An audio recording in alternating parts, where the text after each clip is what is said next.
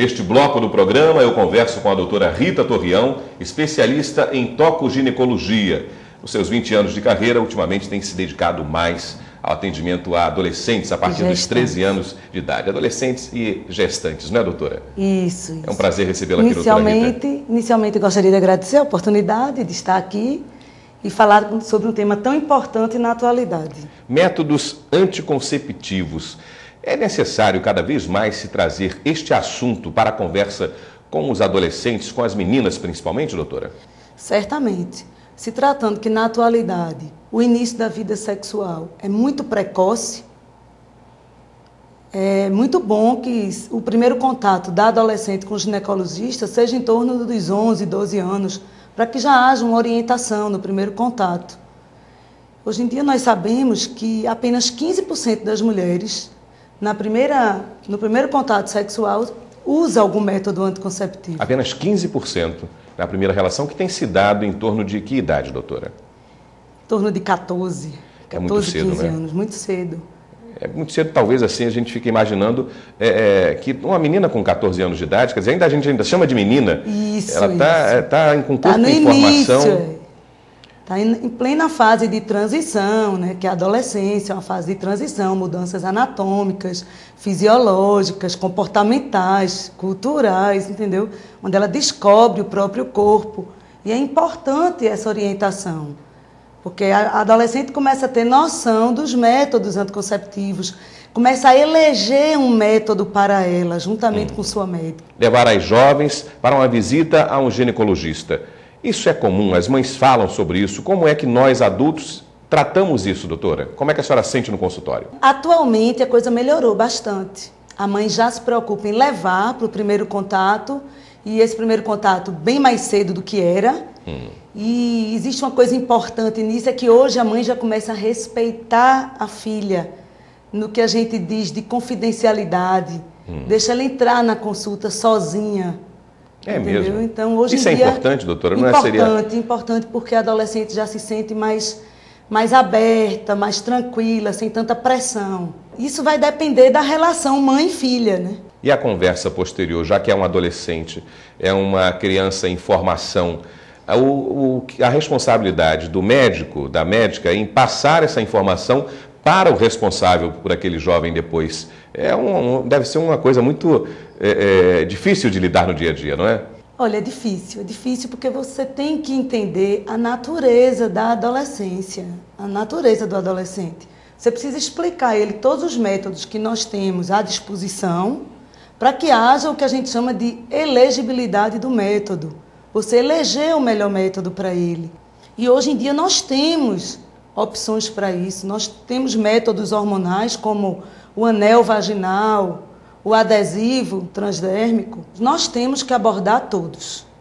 Os métodos comportamentais, que sabemos que tem um índice de falha muito grande, como a tabela, o método do muco cervical, chamado Billings, da temperatura, são métodos que hoje em dia já temos muito cuidado com eles, porque são métodos que não têm uma segurança muito grande. Temos os métodos de barreira, que são os preservativos, o diafragma. Nós temos o preservativo masculino e o feminino, que esses métodos têm uma importância quando a gente associa eles, porque o importante para o adolescente é explicar para o adolescente que existe a necessidade de uma dupla proteção. É você usar um método contraceptivo juntamente com o método de barreira, que evite uma doença sexualmente transmissível. Falar sobre a relação sexual, a educação sexual entre pais é muito difícil. Quem tem filhos entrando na adolescência percebem a necessidade e sentem a dificuldade de como abordar o tema. Qual a dica que a senhora dá para que a gente possa tratar desse assunto, doutora? Sexualidade é um assunto bem difícil de ser tratado entre os familiares, né? Até porque hoje em dia, apesar da evolução, ainda existem famílias que não tratam desse assunto com filhos. E é importante esse contato. Se a família não tem condições de conversar sobre isso, se os pais não veem condições psicológicas de abordarem tais assuntos com os filhos, é importante que eles procurem alguma orientação. Existem hoje fóruns, debates sobre sexualidade, que eles compareçam com os filhos, entendeu? Busquem isso. Quando a gente fala da gravidez indesejada, o nome já diz tudo. Aconteceu, e agora? O que fazer? Quando é um adolescente que numa aventura sexual engravida. Existe uma saída ainda para ela, a famosa pílula do dia seguinte. Isso é importante lembrar. Agora, ela tem 72 horas após a relação para usar essa pílula. E saber que a eficácia diminui com o tempo. Nas primeiras 24 horas, o índice de falha é 5%, chega a 5%. De 25 a 48 horas, o índice de falha já aumenta para 15%. E após 48 horas, o índice de falha chega a 40%. Então, é importante que elas saibam disso. Que a contracepção de emergência é importante conhecer, não pode ser usada de rotina. É uma coisa que, como o próprio nome diz, é uma emergência. E que precisa saber que, com o passar das horas, a eficácia vai caindo. E passado esse período, quando já se descobre após a confirmação da gravidez? Procurar um obstetra, procurar o pré-natal e começar o pré-natal. São consultas frequentes, do 1º ao 6º mês, geralmente uma consulta mês.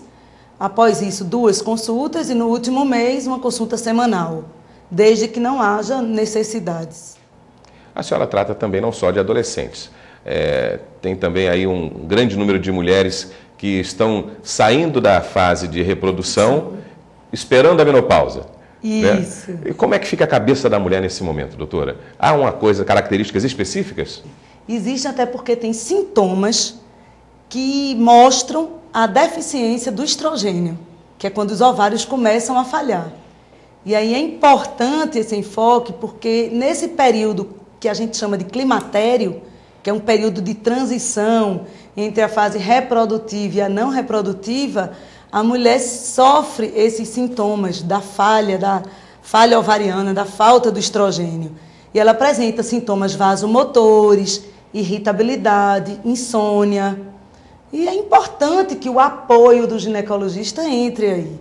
E a mulher também já formada, qual o período que ela deve ter como regular de visita ao ginecologista? Desde que ela faça o preventivo de uma forma anual e que esse preventivo não tenha nenhuma alteração, a frequência seria uma vez por ano. Doutora Rita, naturalmente essa nossa conversa desperta ainda mais a curiosidade das pessoas e vontade de que ela se alongue. Eu queria que a senhora disponibilizasse formas de contato com a senhora. Eu vou te dar meu telefone do meu consultório, 3221-4691, fica na Ilha do Leite, bem acessível, e o meu e-mail, ritatorreão@terra.com.br.